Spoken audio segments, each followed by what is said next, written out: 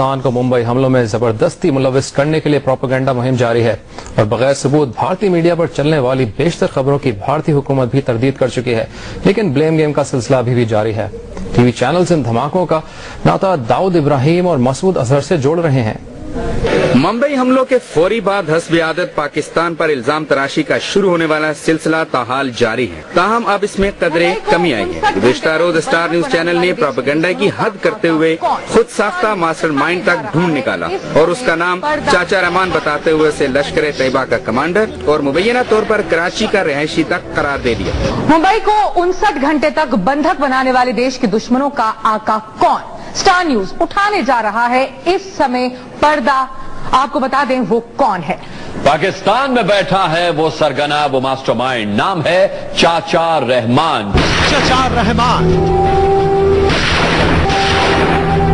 पाकिस्तान में बैठे शख्स के इर्द घूम रही है शक की सुई। मुंबई में दहशत फैलाने वालों का मास्टरमाइंड माना जा रहा है ये शख्स। अगर इस न्यूज चैनल की बात दुरुस्त मान ली जाए तो फिर आज तक की इस खबर का क्या किया जाए जिसमें अब्दुल रहमान नामी शख्स को तो उस बोट में सवार कराया गया था जो बकौल आज तक टीवी मुंबई हमलों में मुलव्वस अस्करियत पसंदों को साथ लेकर गई। बोट पर सवार होने से पहले 10 नौजवानों के नाम नोट किए जाते हैं। अबू अली, फहद, उमर, शुएब, उमर अबू, आकाशा, आदम अमीन, इस्माइल, अब्दुल रहमान उर्फ बड़ा और अब्दुल रहमान उर्फ छोटा।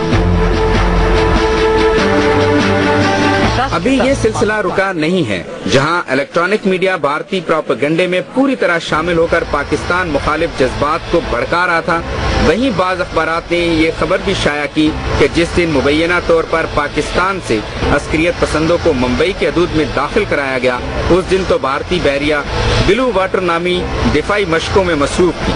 और सब जानते हैं जब फोर्सेज मशकें कर रही हों तो कितनी सिक्योरिटी होती है।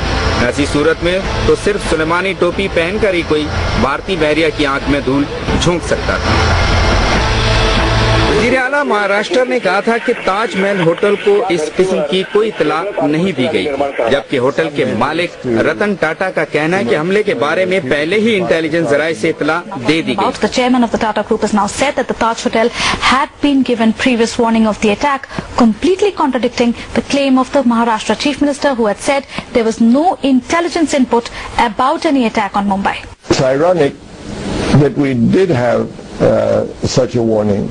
And we did have some measures to, where people couldn't park their cars in the portico where you had to go through a metal detector. But if I look at what we had, which all of us complained about, it could not have stopped what took place.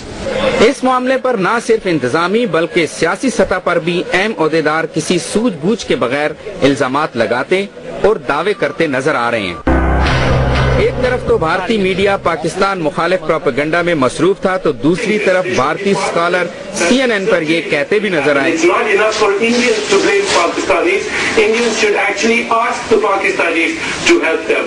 India at this moment has to contain any reactive violence from the fundamentalist Hindus, which is very likely and possible.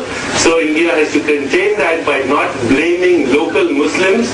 They have to identify the exact groups, and the world has to be very careful that they don't go after the wrong people.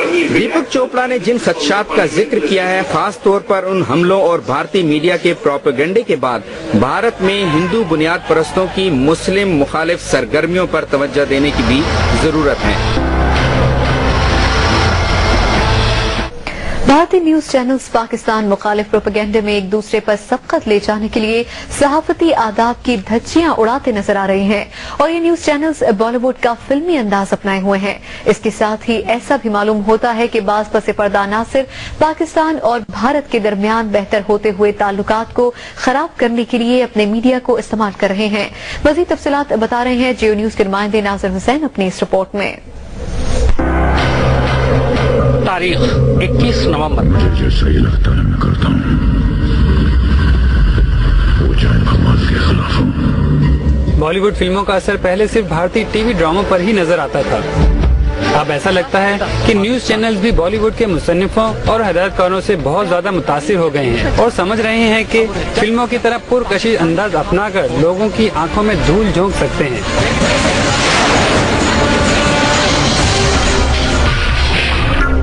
Mumbai में 10 आतंकवादियों को उनके target पहले से ही मिल चुके थे। मुंबई हमलों के कुछ घंटे बाद ही तमाम भारतीय न्यूज चैनल पाकिस्तान के खिलाफ बगैर किसी सबूत के जहर उगलते नजर आए और ये सिलसिला ताहाल जारी है। मुंबई को 59 घंटे तक बंधक बनाने वाले देश के दुश्मनों का आका कौन? स्टार न्यूज उठाने जा रहा है इस समय पर्दा। आपको बता दें वो कौन है। पाकिस्तान में बैठा है वो सरगना, वो मास्टरमाइंड, नाम है चाचा रहमान। मुंबई हमले की साजिश मुंबई से हजारों मील दूर रखी गई, ये तो आप सबको पता है, लेकिन महीनों की ट्रेनिंग के दौरान उन्हें सीरीज और नक्शे के जरिए ये समझाया जा चुका था कि मुंबई में उतरने के बाद उन्हें किस वक्त, कहां पर क्या करना है।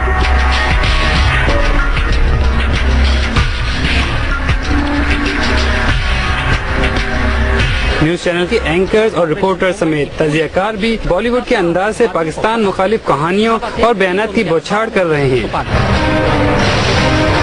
आतंकवादी 50 घंटे से भी ज्यादा देर तक AK सीरीज राइफल से गोलियां बरसाते रहे। इन एंकर्स के जारहाना अंदाज गुफ्तगू से भी यही मालूम होता है कि वो किसी साजिश को पाया तकमील तक पहुंचाने की जिम्मेदारी अदा कर रहे हैं और भारतीय कौम के जज्बात मुश्तिल करने के इस अंदाज के बाद पाकिस्तान और भारत के दरमियान कशीदगी ने कोई खौफनाक सूरत इख्तियार कर ली तो इसकी तमाम तर जिम्मेदारी भारत की मुतासिब मीडिया पर ही आयद होगी। गिरफ्तार जिस आतंकवादी को किया गया था उससे कई सनसनीखेज जानकारियाँ मिली थी। पता लगा था कि इसमें पाकिस्तान का हाथ हो सकता है, ISI एजेंट्स का हाथ हो सकता है पाकिस्तान नेवी ने उसको ट्रेनिंग दी हो। पाकिस्तान मुखालिफ राय आमा हमवार करने के लिए मीडिया रिपोर्ट्स में इस्तेमाल होने वाली ग्राफिक्स, वर्चुअल इफेक्ट्स, म्यूजिक और तहरीर के साथ साथ अंदाजे बयां को पुरकशिश बनाने की भी कोशिश की गई है। नाजिर हुसैन, जियो न्यूज। जान लेना जुर्म है, सही समय पे जान लेना।